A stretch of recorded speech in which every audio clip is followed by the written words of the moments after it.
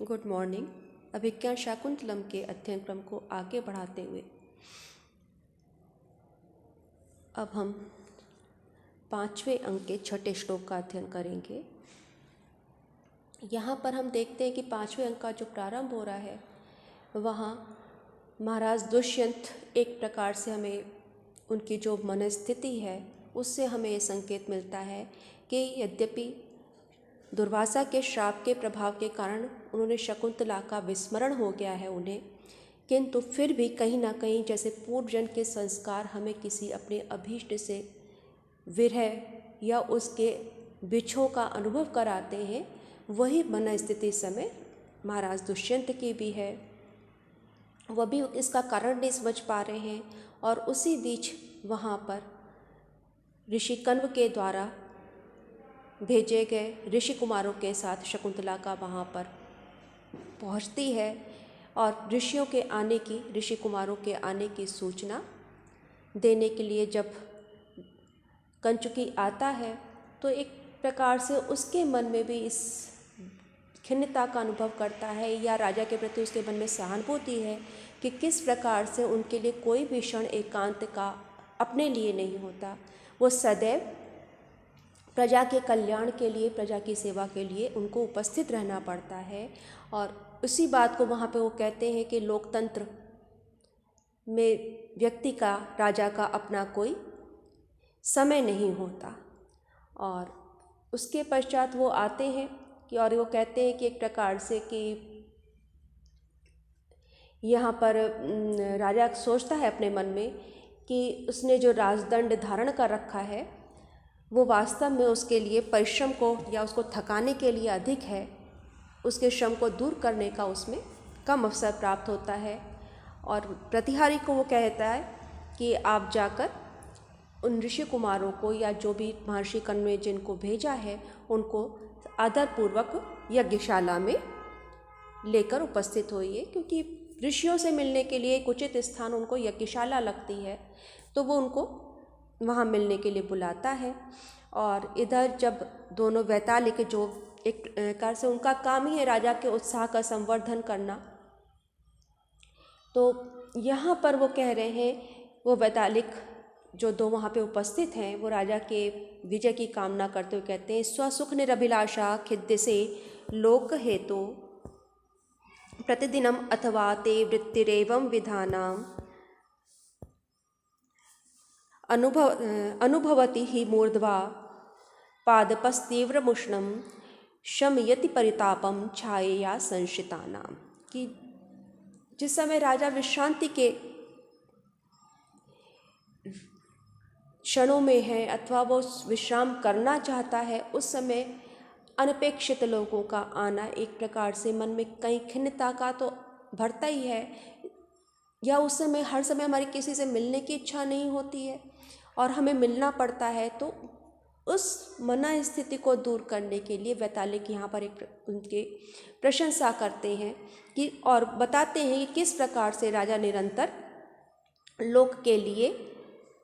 लगा रहता है, उसके लिए लोक कल्याण में लगा हुआ है। तो वो कहाँ कहते हैं, स्वसुख निरभिलाषा खिद्य से लोक हेतु प्रतिदिनम अथवा ते वृत्तिरेवं विधैव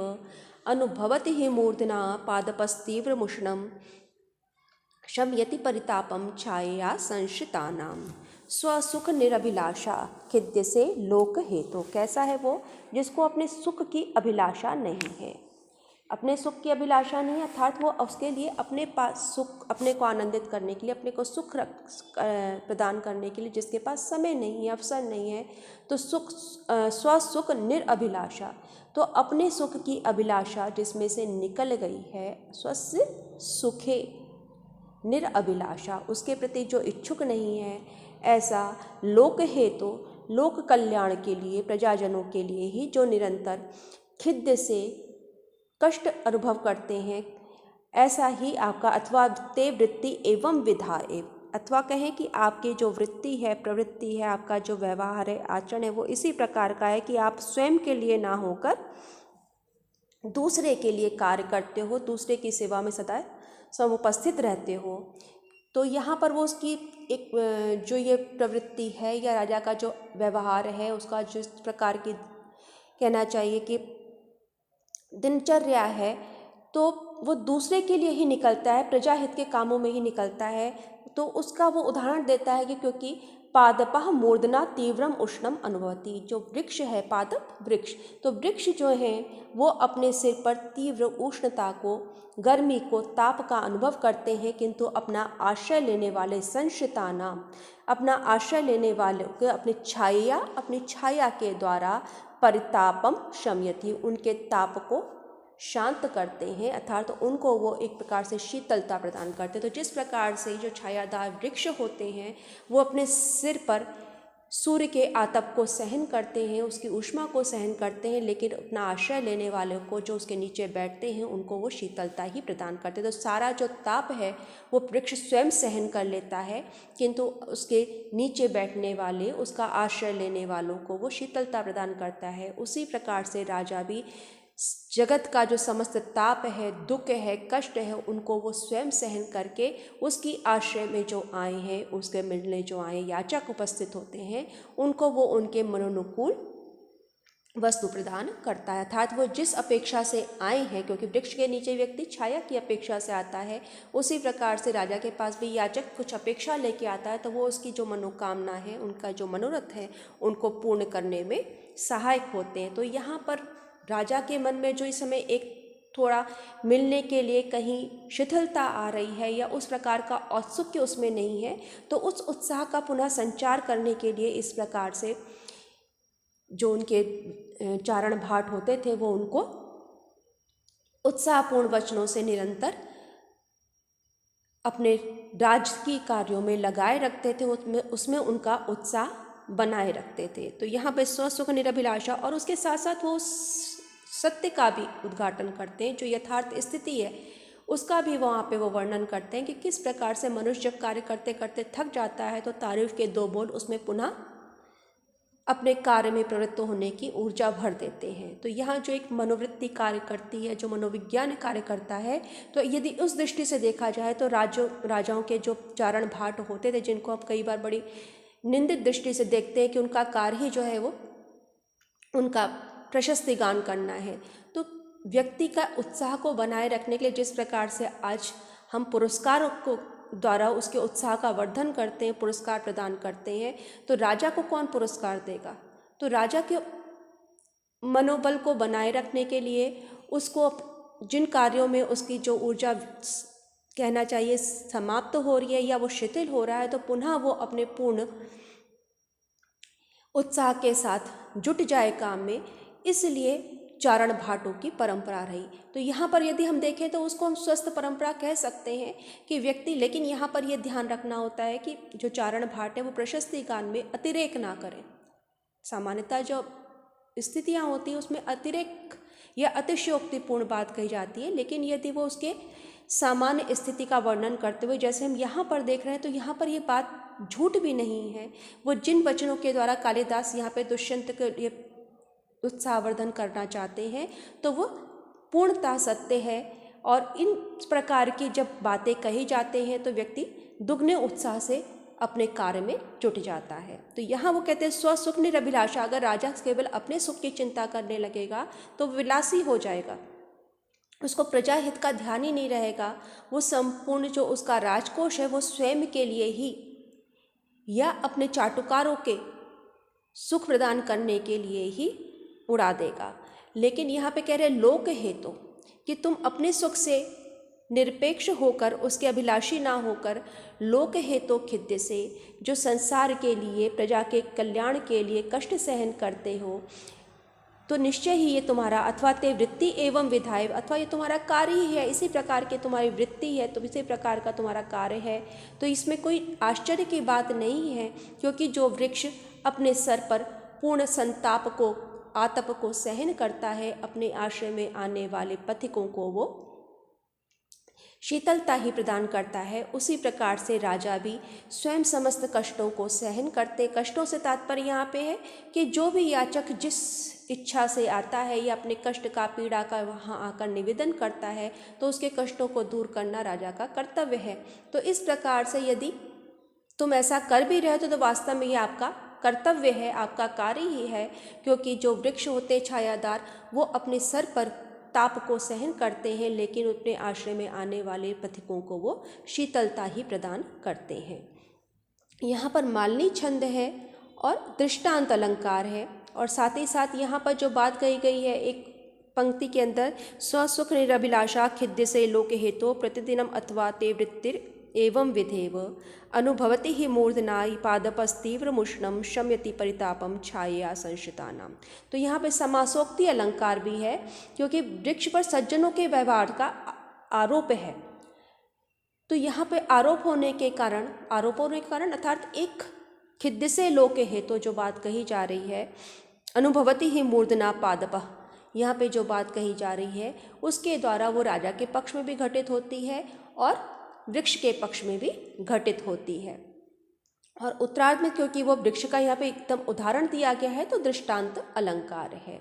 तो दो समान धर्म की जो जहाँ पे क्रियाएं वस्तुओं में बिंब प्रतिबिंब भाव से समानता प्रतिपादित की जाती है, वहाँ पर दृष्टांत अलंकार होता है। अब इसी के साथ जो दूसरा वैतालिक वहाँ पे खड़ा है वो यहाँ पे कहता है कि नियम्यसि कुमार्ग प्रस्थितान आत्तदंडा प्रशमयसि विवादम कल्पसे वृक्षण।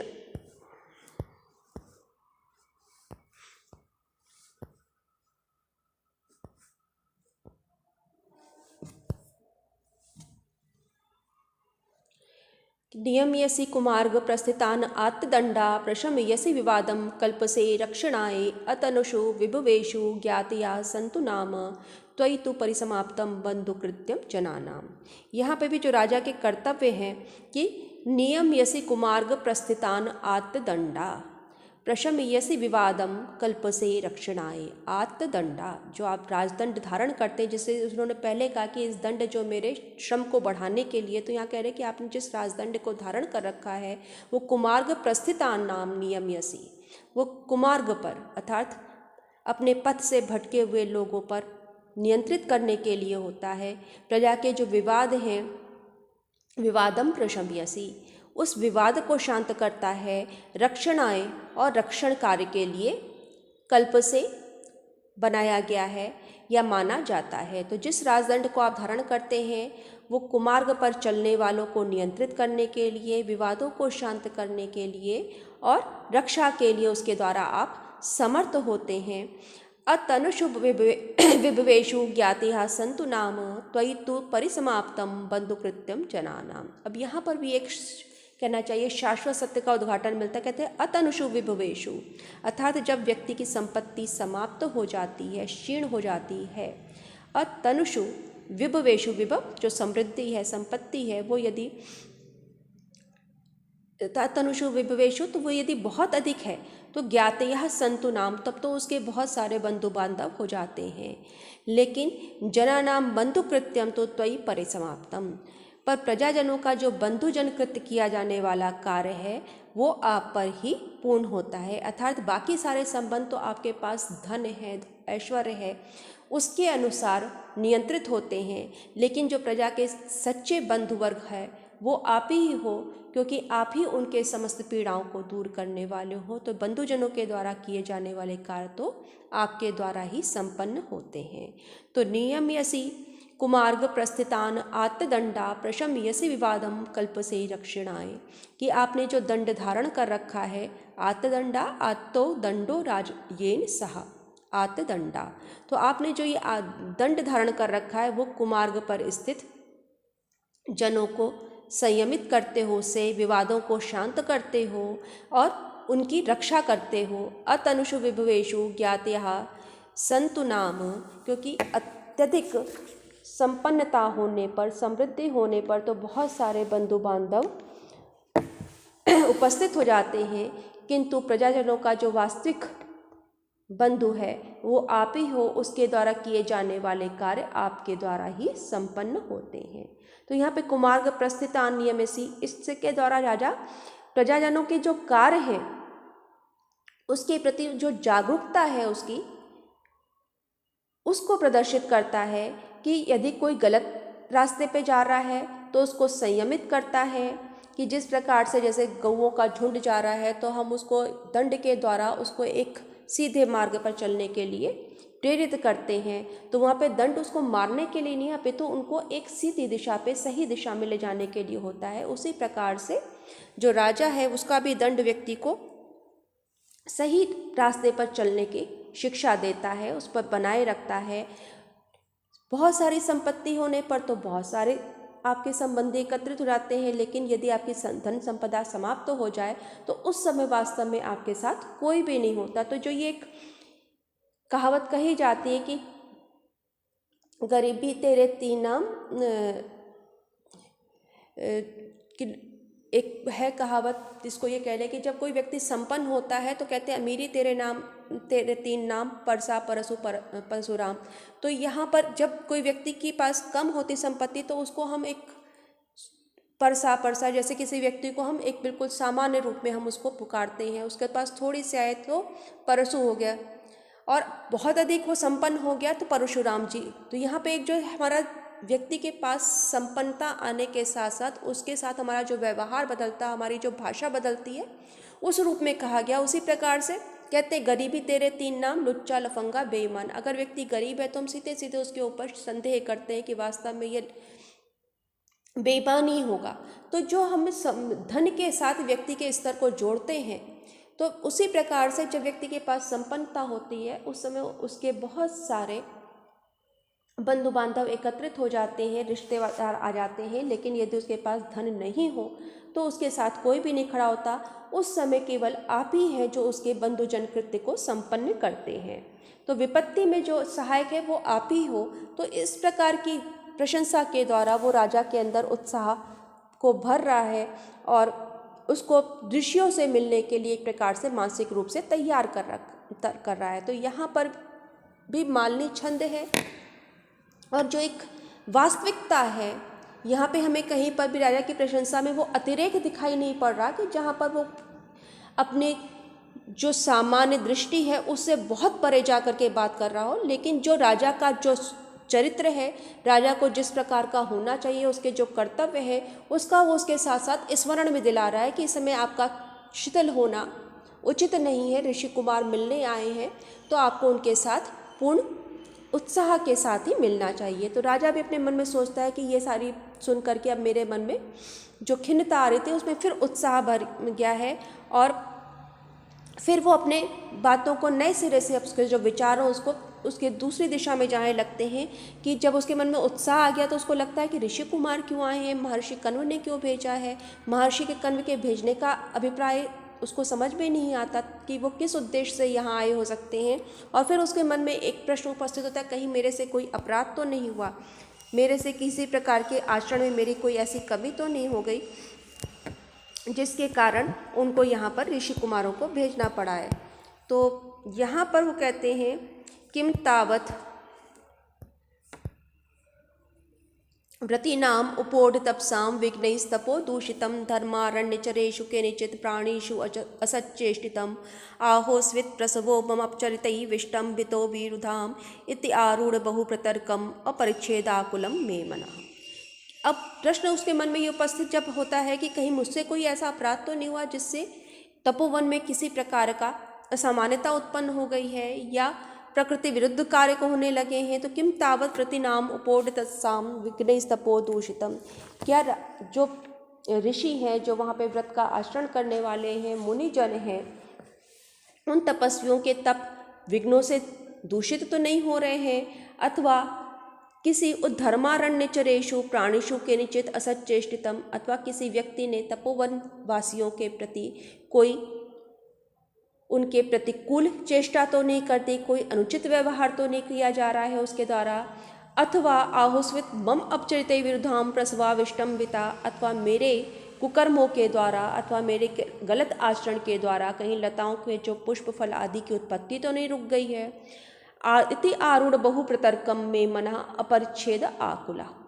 अब वो सोचता है कि इस प्रकार से अनेक शंकाओं से मेरा जो मन है इस समय भरा हुआ है कि आखिर किस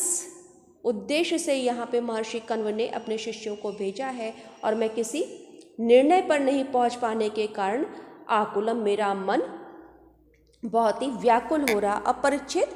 किसी निर्णय पर नहीं पहुँच पा रहा है, क्योंकि अब उसको स्थिति पता ही नहीं कि क्यों आना हुआ है। तो यहाँ वो सोच रहा है कि उपोढ़ तपसाम रति नाम, जिनका तप अत्यधिक बढ़ा हुआ है, ऐसे तपस्वियों का जो तप है वो कोई विघ्नों के द्वारा तो दूषित नहीं हो रहा है, अथवा धर्मारण्य चरेशु, तप धर्मारण्य, अरण्य माने वन, तो तपोवन में निवास करने वाले, विचरण करने वाले प्राणियों के प्रति किसी के द्वारा कोई अनुचित व्यवहार तो नहीं कर दिया गया है, अथवा मेरे किसी अपचरित के द्वारा, तो यहाँ पर एक तो उसके प्रजा के द्वारा, उसके सैनिक के द्वारा तो कोई अनुचित आचरण नहीं किया गया है, अथवा मेरे द्वारा भी किया जा सकता है कि मेरे किसी पाप के कारण लता में जो है वो पुष्प का फलों का आना तो नहीं रुक गया है, उनकी तो जो वृद्धि है, संवर्धन है, वो रुक तो नहीं गया है। तो इस प्रकार से बहुत सारे जो प्रश्न मेरे मन में उपस्थित हो रहे हैं, तो उससे मैं किसी निर्णय पर नहीं पहुंच पा रहा हूं और मेरा मन बहुत व्याकुल हो रहा है। तो यहाँ पे जो राजा का चरित्र हमारे सामने प्रकट होता है, तो उसमें इस बात के प्रति वो सावधान दिखाई पड़ता है कि तपोवन में निवास करने वाले ऋषि मुनियों को किसी प्रकार की असुविधा तो नहीं हो रही है, उनके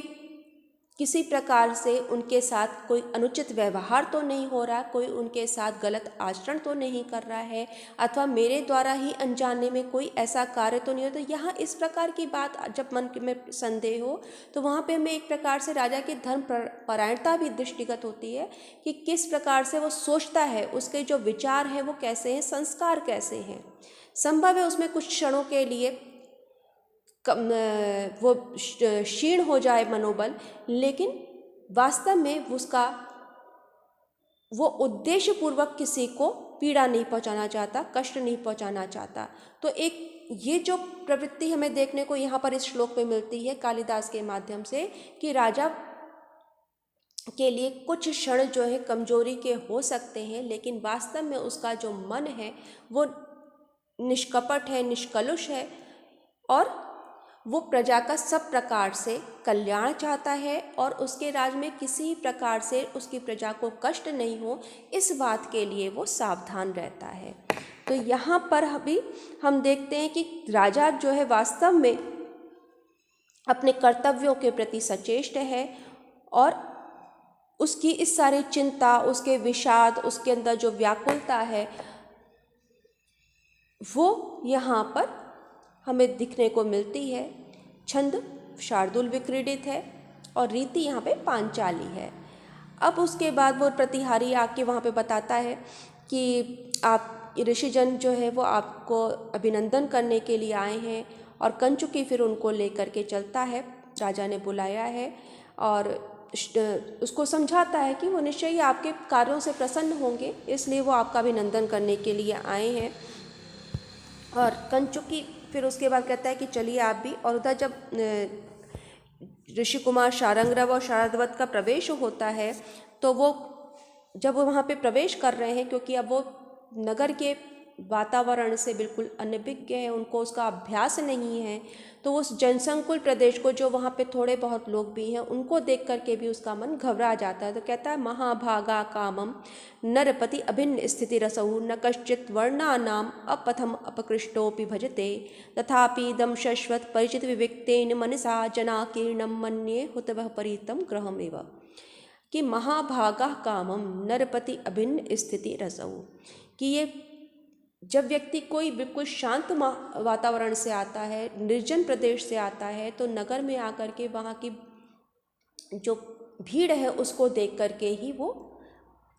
एक प्रकार से आश्चर्यचकित रहने के साथ साथ उसके अंदर जो एक विस्मय का जो भाव है, जो उसमें हम कहते हैं कि भौचक रह गया, तो वहाँ पे उसको देख करके उसके मन में जो एक व्याकुलता होती है, वो उसकी उन सब वस्तुओं को देखने का, उस प्रकार के वातावरण को देखने का उसका अभ्यास नहीं है, तो वहाँ से भाग जाना चाहता है। उसको अपना वो निर्जन प्रदेश ही या शांत स्थान ही अधिक रुचिकर प्रतीत होता है, अनुकूल प्रतीत होता है। तो उसी मनस्थिति का वर्णन यहाँ पे शारंग्रव कर रहा है कि महाभागः कामम नरपति अभिन्न स्थिति रसौ, कि ये ठीक है कि ये जो महाराज दुष्यंत है अभिन्न स्थिति असौ, इनकी अभिन्न स्थिति वाले, अर्थात ये कभी मर्यादा का उल्लंघन करने वाले नहीं हैं। महाभाग्य, बड़े भाग्यवान हैं। न कश्चित वर्णानाम अपथम अपकृष्टोपि भजते, किसी वर्ण के द्वारा वर्णानाम अपकृष्टोपि, चाहे वो वर्ण से हीन यहाँ पे बात की गई है, चाहे वो हीन वर्ण का ही हो, लेकिन उसके द्वारा भी किसी प्रकार का अनुचित व्यवहार नहीं किया जाता, कुमार को सेवन नहीं किया जाता। अपथम न भजते, अर्थात उसके द्वारा भी किसी प्रकार का अनुचित आचरण नहीं किया जाता है। तथापि दम शश्वत परिचित विविक्तेन मनसा, लेकिन फिर भी इस प्रकार के वातावरण से जो मेरा मन एकदम भिन्न है, उसका अभ्यास नहीं है, उस विविक्त का अर्थात उस एकांत का से परिचित होने के कारण वाला मेरा मन इस जनाकीर्ण प्रदेश में आकर उसे ऐसा ही लग रहा है जैसे हुत भय परीतम, जैसे कोई अग्नि से घिरे हुए घर में रह रहा हो, अर्थात घर के चारों ओर आग लगी हो। उस समय व्यक्ति को जैसा प्रतीत होता है उस घर के निवासी को, उसी प्रकार से इस शहर में आने पर, इस नगर में आने पर मुझे व्याकुलता हो रही है कि मैं किस प्रकार से, क्योंकि जब व्यक्ति का घर यदि आग से घिरा हुआ है तो वो उसको घेरे को तोड़ के वहाँ से निकलना चाहता है। उसी प्रकार से इस जनसंकुल प्रदेश में आकर के मेरा मन, क्योंकि विविक्तेन परिचित, विविक्तेन अर्थात जो एकांत का अभ्यासी है उसी से जो परिचित है, तो उस एकांत का अभ्यासी, उसी का मनसा का ये विशेषण है, परिचित विविक्तेन मनसा, कि उस मन के द्वारा मानो यहाँ उससे लग रहा है कि वो किस प्रकार से इस सारे वातावरण से निकल करके पुनः अपने स्थान पर पहुंच जाए। तो जिस प्रकार से अग्नि से राजगृह जिस प्रकार से अग्नि से घिरा हुआ भी शोभायमान नहीं होता, उसी प्रकार से यह कहे अनुकूल नहीं प्रतीत होता, उसी प्रकार से ये स्थान भी मुझे अनुकूल नहीं लग रहा है। चाहे राजा कितना ही चरित्रवान हो, उस कितना ही दयालु हो, चाहे भाग्यशाली है, उसके राज्य में वो स्वयं तो मर्यादा पालक है ही, उसके राज्य में भी कोई भी हीन वर्ण भी, निकृष्ट वर्ण भी कुमार पर नहीं चलता, अर्थात राजा का प्रभाव उसकी प्रजा पर भी है। तो लेकिन फिर भी मेरा मन यहाँ से भाग जाने को करता है। यहाँ पे वो कह रहे हैं कि उसको मैं अग्नि से घिरे हुए भवन के समान देखता हूँ, या उस प्रकार का ये मुझे प्रतीत हो रहा है कि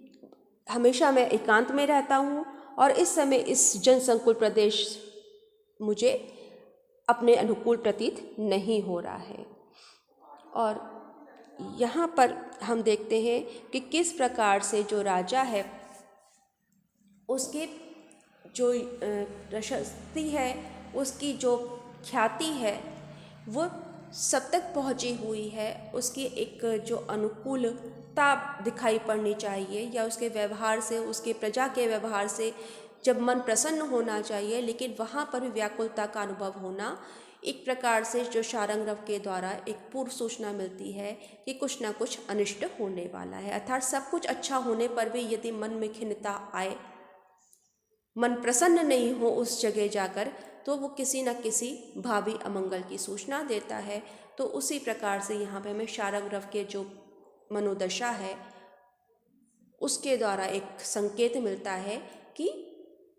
भविष्य में कुछ अच्छा नहीं होने वाला।